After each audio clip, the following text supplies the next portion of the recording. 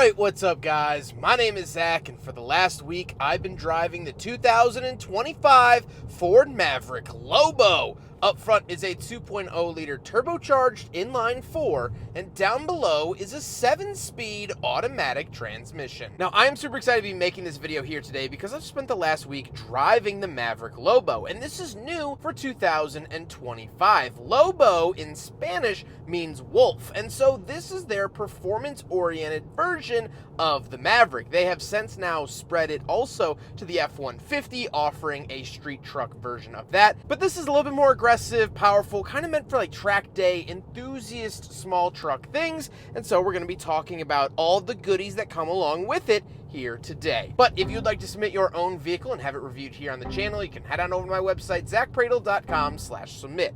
It's a quick and easy submission form. It takes under a minute to fill out, and I come out to you. And if you'd like to see all my videos weeks or sometimes months in advance, you can head on over to my Patreon for only $5 a month. Well, let's get back to that 2-liter turbo under the hood. Well, that isn't specific to the LOBO trim level. You could get other Mavericks with the 2-liter turbo, and this makes 250 horsepower. This truck is no slouch at all. It's quick, it's fun, and even just on some twisty back roads, it really does come alive. Now, like I said, paired to it is a 7-speed automatic transmission. Now, this is special for the LOBO trim. Now, I've seen reports that it was pulled from the Edge ST back in the day, or the fact that they basically deleted one of the gears out of the 8-speed. Either way, this is the only trim that you can get this transmission in for the Maverick. It's great. It shifts quickly, feels sportier, at least sportier than the 8-speed automatic, and of course, tremendously better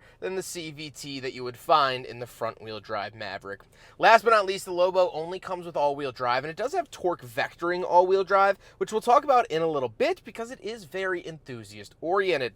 So how does it feel to drive the LOBO? Well, it has a little bit of a harsh ride, but visibility is good, and it is a very, very sporty feel, especially when you start to play with the drive modes that we'll talk about with the interior. I think Ford really hit the nail on the head with how this thing drives. It's not too complicated, it's not overly focused on performance, but it definitely is fun. I've been banging around town in the Maverick LOBO, and I really, truly enjoy its driving feel through and through. So with that stuff out of the way, let's talk about the interior. Well, in front of me, I have a digital gauge cluster. Now, this does change a little bit with drive modes and such. However, it's nothing too crazy. It's relatively easy to read, so I don't really have any complaints about it. Now, on the steering wheel, on the left, we do have our adaptive cruise control and lane keep assist, as well as volume and mute. And off to the right, we have selectors for that gauge cluster screen, as well as skip track. But then we have these tiny little mode buttons. I am so used to on the steering wheel, mode meaning AM, FM, satellite, aux,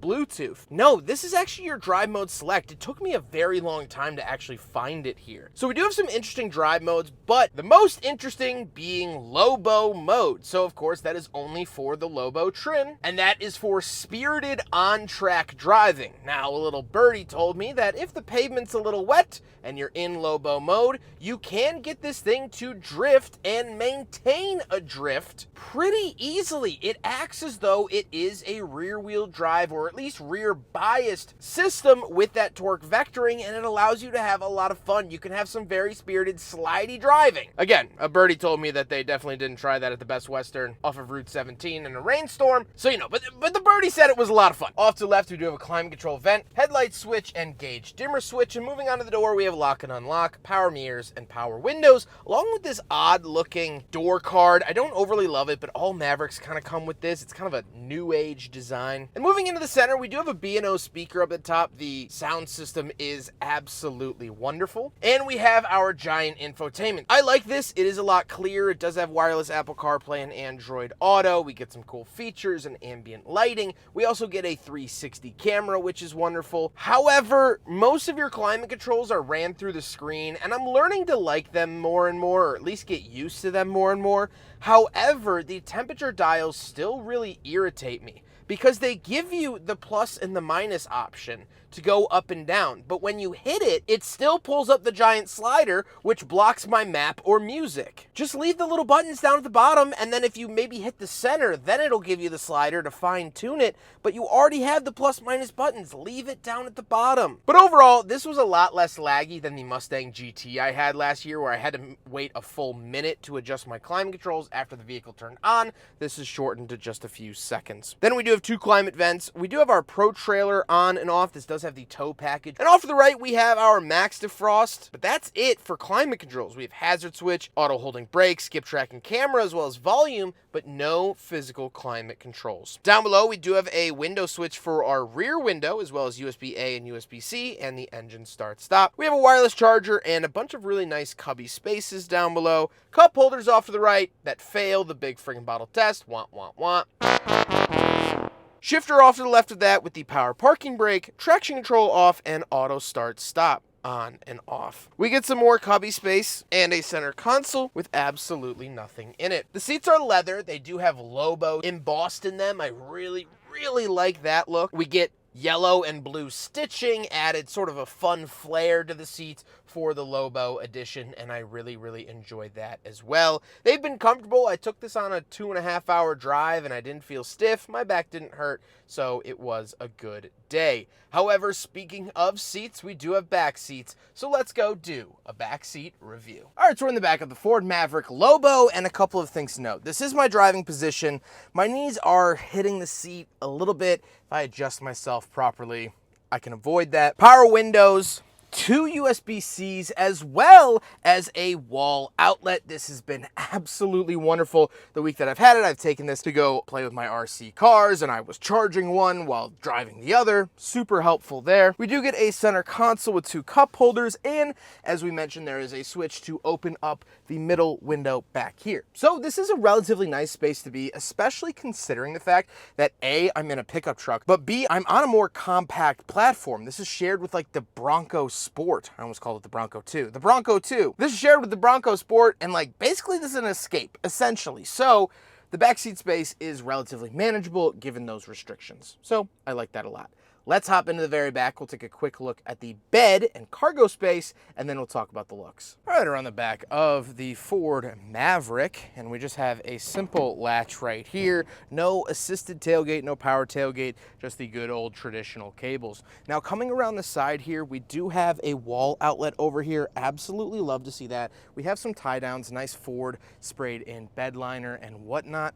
We also do have a little storage cubby, maybe to put some valuables or things like that in there. So very cool, very simple truck bed, and that's why you get the Maverick. You know, if you go up to the F-150, then it has the step up. You know, the hybrid one has 240 in the bed and things like that. This is very clean, very simple truck bed for truck things. That's it. Now we gotta talk about the looks, and I love the look of the LOBO. They have some more interesting colors. I wish this one was a cooler color than just the black, but then again, LOBO meaning wolf. This does kind of have a wolf-like appearance, and I kind of like that. You could also option really cool LOBO wheels. This particular one doesn't have those, but I would highly recommend seeking those out if you want the mini truck vibe. With all of that being said, let's get on to my final thoughts. What do I think driving the Maverick LOBO for the last week? Well, this has been tremendously exciting. This is one of my most anticipated new cars I've wanted to drive this year, and I have to say it lives up to the hype. It is a much more fun, more engaging, more exhilarating version of the Maverick. LOBO mode is a hoot and a half. It's absolutely wonderful. It sounds good. You get little boost noises. I like the bigger screen in here. I like the LOBO accents. I love the B&O sound system, the 360 camera, the heated seats, all of that together. This is a very complete and very wonderful package, and I love it. I've loved driving this car. It is very fun. However, there is one downside, and I'm sure you've been screaming at your screen the last however many minutes this video is. This truck that I'm in right now is $42,000, and that is a very hard pill to swallow. I do think this truck is good. I like this truck. I enjoy it. If I was on the Oprah Winfrey show and she told me to look under my seat and there was keys to one of these, I would be doing backflips off the sofa like Tom Cruise. But unfortunately, I'm not in Oprah's audience. I don't even know how to do a backflip. $42,000 is way too much. At that price point, there are so many tremendous sporty driving cars that you could get for that money.